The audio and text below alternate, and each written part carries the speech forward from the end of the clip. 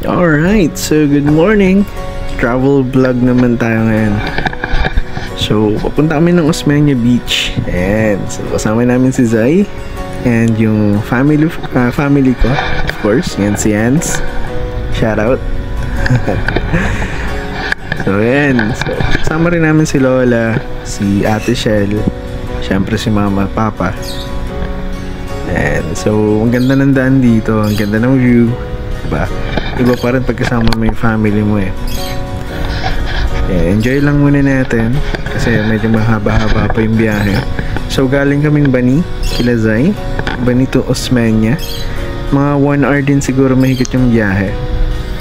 So yeah, ride safe.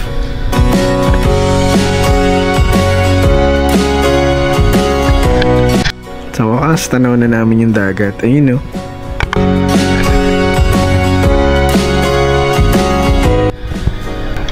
Ayan, entrance na ng Osmeña Beach. Excited na lahat. Ako din eh. Tagal na rin din ako pag-beach. So, ayan, ang ganda rito, promise. Pakalinis. And then, napakasaya kasi pag bungad namin, alam namin walang tao. Diba? So, enjoy talaga to. Kasi halos kami lang yung tao dito.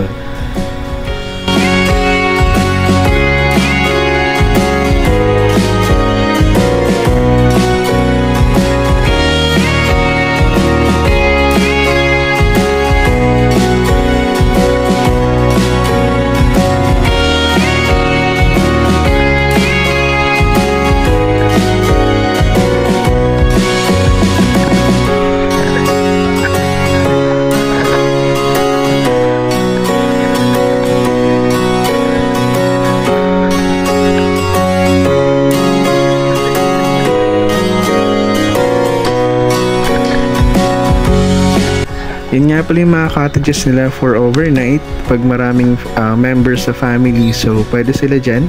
Alam ko aircon din nata yun eh.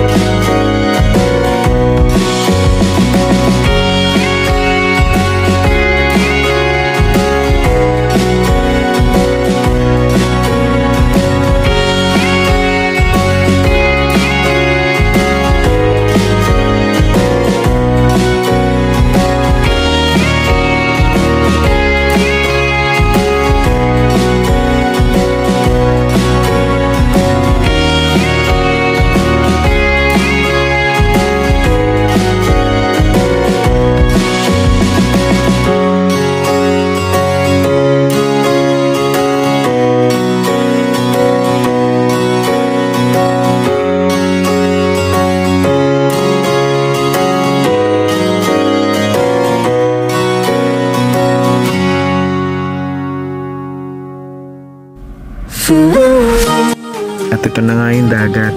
So napakaganda, napakakalmado. Parang iniengganyo kang maligo. Tinatawag ka niya. Napakasarap ng hangin. Napakapayapa. Talagang makakalimutan mo rito lahat. Malayo sa napakagulong mundo ng syudad.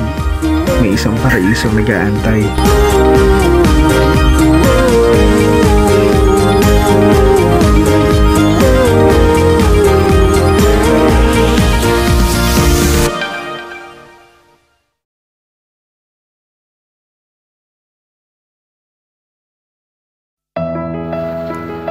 So, ibababa na namin yung mga gamit namin dito galing sa van.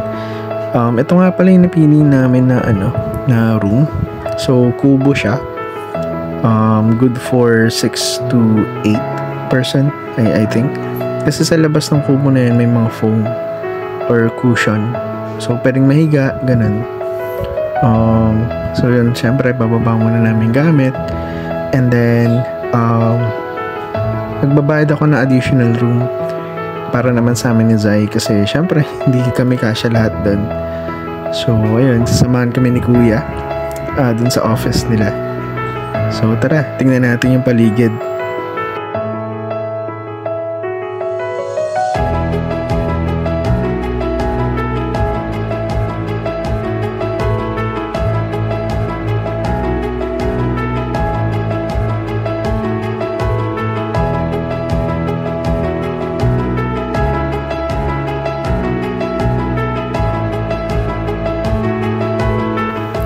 napakaganda rito. Napakaaliwalas ng surroundings. And swerte namin kasi kahapon maraming tao kasi holiday.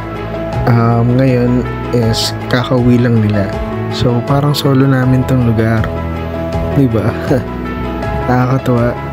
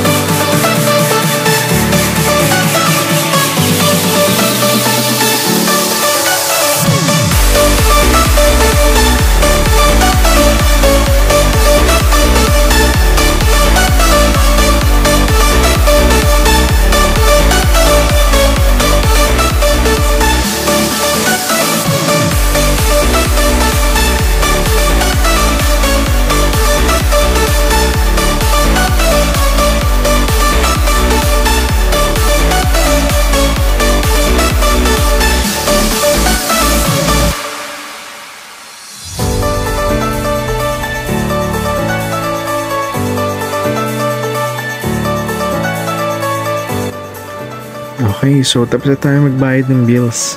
So, para sa room ng family ko, and then sa room namin ni Zai. So, kumuha pa kami isang room kasi nga hindi kami cashier lahat doon.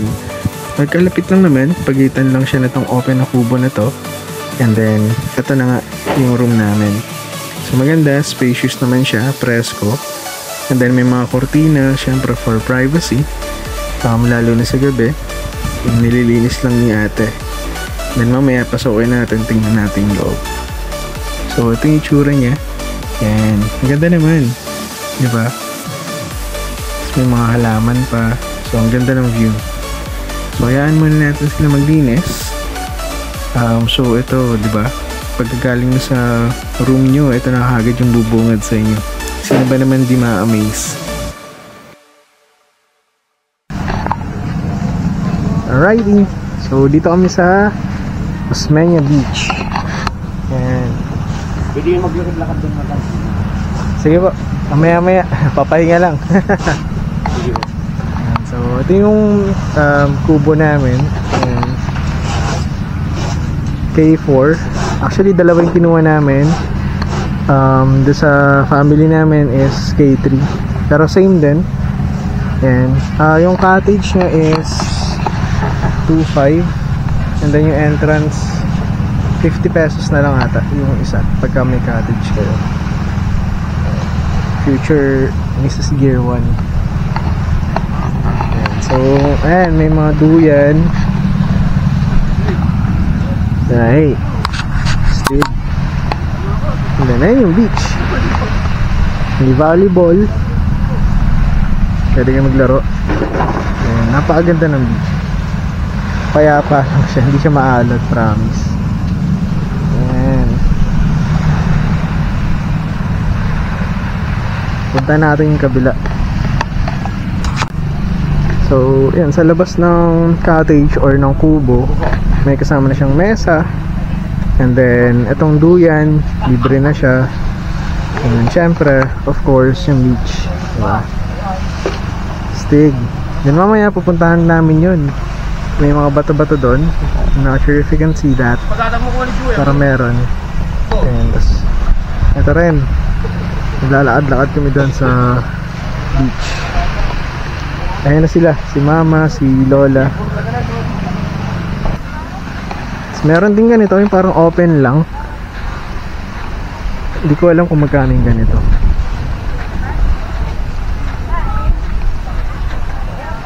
Ayan.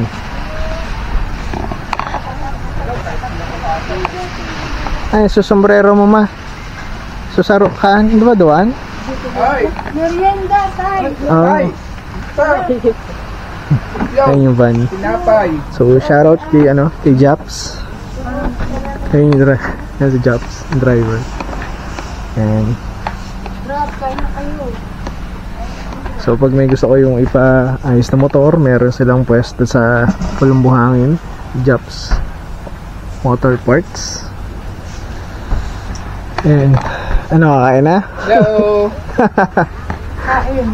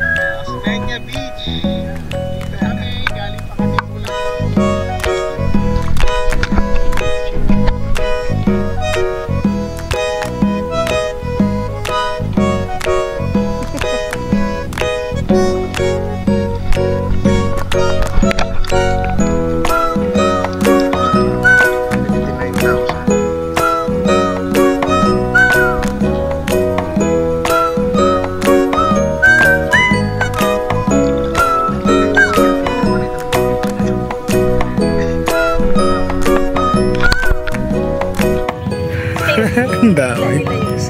Sino pong nanay ito? Yan po yung maliit. Ah, ito taba oh. Ang cute.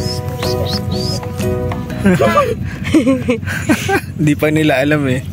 Ngayon pa lang nilabas to eh. Oo, ang lulusog. Ang gaganda ng balayibo. Oh, hindi yan. Napapagod na yung isa. Ay, iba yung lakad ng isa. Oh. Yan, mga dabar cats. Doggy dogs. Ayan.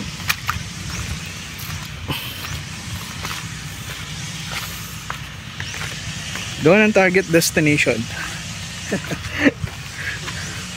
Buwis buhay. Para sa picture.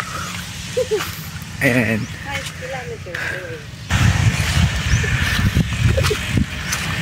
Layo pa. Ayan, lapit na. Ayan. Oh, hindi na natin mapupuntang Bakiyan kasi Meron. Connected kaya siya. hindi. Mababaw pa rin yan. Oh. Ay, shit. Napatakot. Parang madulas na yung bato. Tubig. Ayan. So may mga hindi ko alam ang tawag dyan eh. Sea cucumber.